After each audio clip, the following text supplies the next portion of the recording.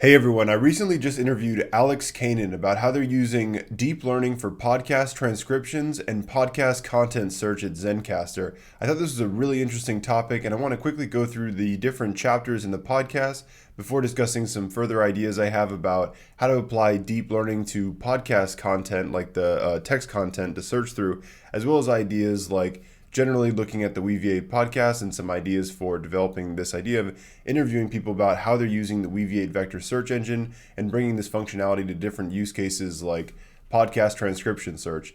So we started off the podcast by discussing both of our experiences on trying to build our own vector search code. And I remember the time where I was when I first started training GANs on the CFAR10 dataset, I was curious if the images it was generating were really, if it was really generating novel images or if it was just similar to something in the training set. So the popular technique back then were to use metrics like the FID score, the inception score. I still think these metrics are used to benchmark GANs. And basically what you do is you put the generated images into the embedding space of a learned image classifier, and then you could do, say, the same kind of vector distance comparison that this whole topic of vector search is based around. So it's really interesting to talk about both of our experiences, having tried to build this ourselves and then seeing this fully managed vector database, which isn't just vector search, but it also is a full CRUD support database. And combining these things is such an interesting development in this field. The next topic was something that I think is one of the most interesting things to talk about on this podcast, and that's the use of whether these different applications require fine-tuning the models or if the off-the-shelf pre-trained checkpoints are strong enough to get a good system running. So for example, in Weaviate, for the vectorizer, the thing that produces the embeddings, you can use things like the Hugging Face Mini LM model. You have different model hub points. You could upload your own model. You can use the OpenAI embeddings. There are different options for how you want to form the embeddings in the vectorizer in that retrieval step. You could use new algorithms like, say, data to vec. All these kinds of ideas can be used to form the embeddings. And you can use the pre-trained checkpoints that most of these papers, when they're published, they also offer either pre-trained embeddings. They might offer the model weights that you can use for further inference on vectorizing your data and producing embeddings for your data. And then there's the downstream reader. So you have retrieve, then read. You retrieve at a coarse grain level, say you retrieve 1,000 documents, and then you might append a question answering module on top of that, or whatever kind of model that's been trained with supervised learning, or maybe there are other optimization strategies, but generally supervised learning. So say you add this question answering module that's been trained on the Squad Stanford question answering data set, and you see how well it can answer questions for your given data set just right off the shelf. So I thought it was really interesting to talk with Alex about how well these off the shelf models work for the task of podcast transcriptions and searching through podcasts and these different kinds of ideas. So from there, we were talking about fine tuning and collecting a data set to fine tune these kinds of models. And so we talked about, say, data privacy and how you collect a database of people's conversations and podcasts.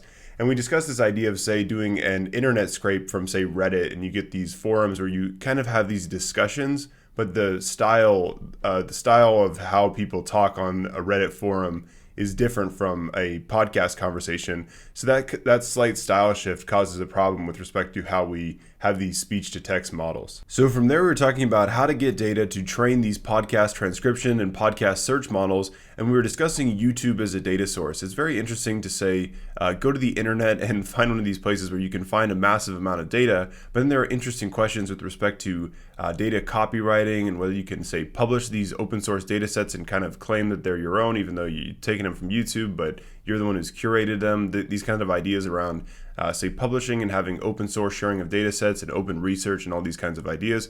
Then we talked about, can you audit the data a model was trained on? So there are papers, say, from Berkeley Research where they show that you can probe a language model to, say, reveal somebody's email address because it learned the email address in the mass language modeling, or if it's modeling your private emails, it might reveal the emails with the right prompt. So that's an interesting topic to debate around with these things of how we collect these data sets for these different kinds of applications. So then further on this idea of data set privacy and copywriting and these kinds of ideas, we talked about ideas like, say, federated learning, where you avoid having a centralized database and you just send copies of the model to the local host, and then you do the gradient updates on the local machine, and then you just send the model weights back. Another idea that's coming out in this space that I think is really exciting is data set distillation. And that's where you say, have this big data set and then you learn how to compress it by optimizing the compressed representation of the data set. Their paper is like generative teaching networks that shows one strategy of having the outer inner loop optimization strategy to achieve this idea of dataset distillation. Then there's another really interesting technique from Google Research where they use neural tangent kernels, a very cutting edge idea that seems to be super promising in this step of dataset distillation. So from there, I wanted to get some of my questions about the engineering experience of building Zencastr answered. So I asked Alex about his experience with the neurosymbolic GraphQL API, GraphQL versus REST APIs, and then I had to ask some questions about Docker, Kubernetes, the Weaviate Kubernetes Helm chart, and just deployment. Just for my sake, if I just want to any engineer who comes on, I'd like to get more of this knowledge for my own sake, because I think it's incredibly interesting trying to understand how to bridge the gap from research into real world systems. Transitioning from this discussion around different tools for engineering deep learning systems, we discussed the Weaviate Slack and how effective it's been for helping Alex answer his questions with using Weaviate, say debugging errors and all these kinds of things. I think this is such an interesting topic because as people build out open source software, there isn't going to be like a massive Stack Overflow repository or knowledge base where you can just copy and paste your error into Google and then just have it match with some previous question answer pair. So having these Slack chats to help people debug these errors, I think, is such an interesting part of these like cutting edge open source software tools and getting them into people's use cases. So it's really interesting. I've been so impressed with the Weaviate Slack, not only just getting help from Bob and Edian and other members of the Semi Technologies team, but I think there's even a great community within Weaviate users. And so I was really happy to hear from Alex and hear his experience with the Weaviate Slack, something that I really like. So then I was pitching some ideas for maybe trying to figure out how we could use multimodal learning and image text embedding alignment, because this is one of my favorite topics, is trying to dig into what use cases might be out there for, say, having a text description to search through images, or maybe even an image description, an image that searches through text, and these kinds of ideas. Maybe audio, some kind of tonality that you're imagine yelling, and then you just have the tonality of being angry, and then you use that to search through the podcast with the audio style, and then match the text description. Any kind of idea like that. I love trying to figure out how multimodal learning might be useful. So I was pitching this idea of maybe having a like a podcast commentary over, say, a basketball game or a video game, and then you have this text and you have this images to try to have that kind of use case, because I think it's such an interesting kind of part of this. And then we came back to probably what I think is one of the most interesting debates we have on the Weaviate podcast, is this topic of how well these off-the-shelf pre-trained models plug into these retrieve then read pipelines, and how well that works for these different applications compared to the need to fine-tune the models. So to wrap things up, I had a really great time interviewing Alex Canan on how they're using Weaviate and deep learning for search to bring this to podcasts and searching through podcast content at Zencastr.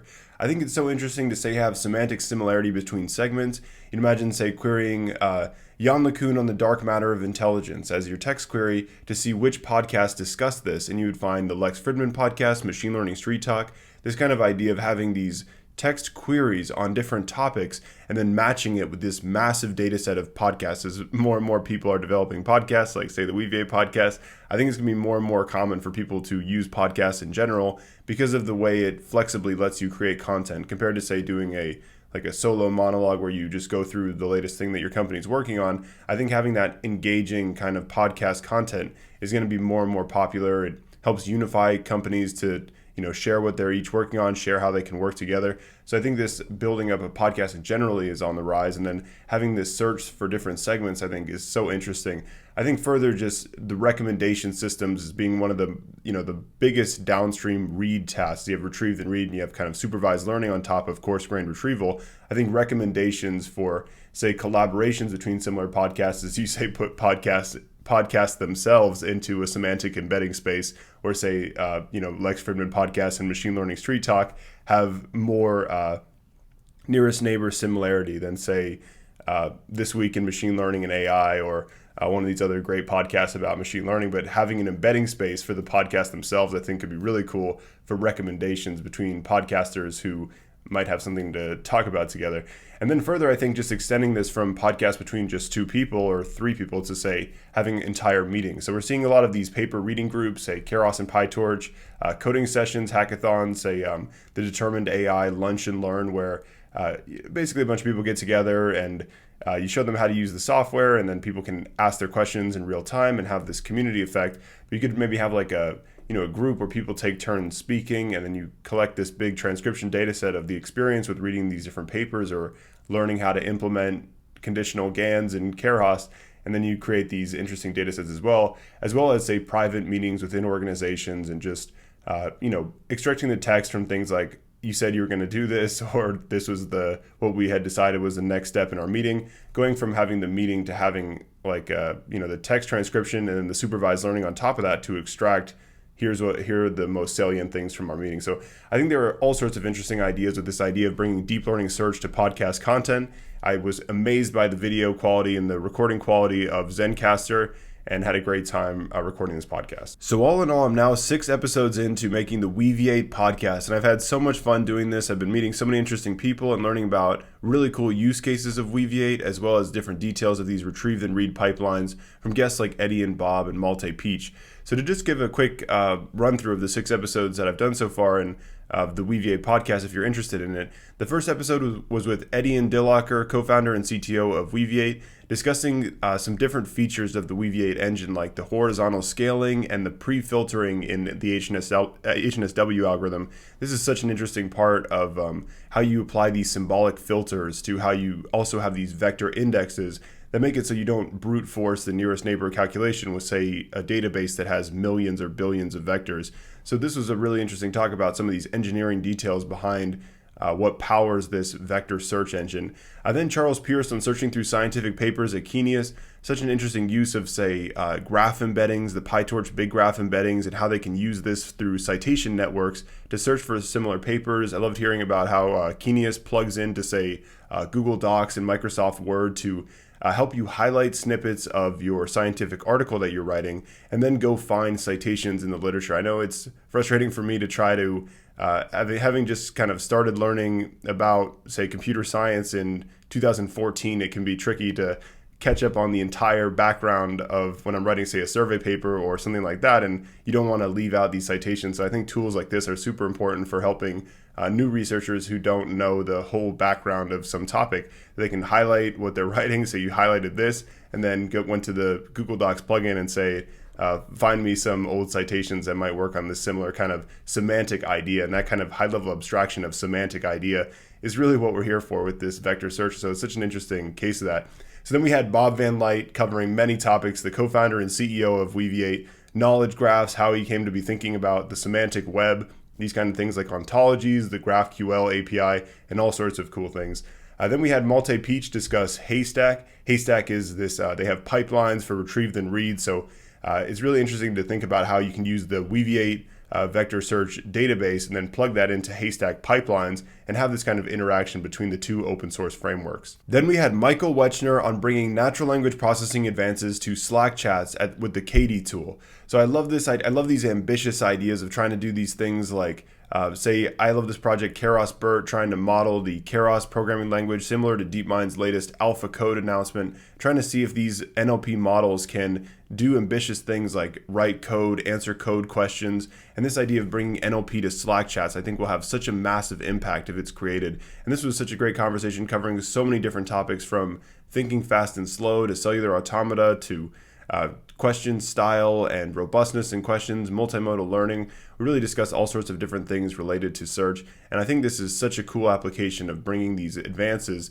to these Slack chats. Like as we mentioned in the discussion of podcast topics, these Slack chats are crucial for these open source software tools and how people share what kind of errors they're having, what kind of things they want to see built. And these communities are amazing. So having things just like duplicate question detection to try to find the nearest neighbor matching question to what you're asking in a Slack chat or something like that, all I think could have such a big impact. And then Alex Canan on podcast transcription search at Zencastr, as is the focus of this video. Thank you so much for watching this video. Please subscribe to Semi Technologies and the Weaviate Vector Search Engine to see these podcasts when they first come out. We have an extremely exciting list of upcoming guests, and I'm really excited to be developing this podcast, as well as other content about how to use the Weaviate Vector Search Engine, such a cool tool for applying these ideas like vector search, nearest neighbor search, pairing it with vector indexes, pairing it with symbolic filters on those vector indexes, adding on question answering modules, all sorts of really exciting ideas. So please subscribe to Semi Technologies on YouTube for more information about the Weaviate vector search engine and deep learning for search more broadly.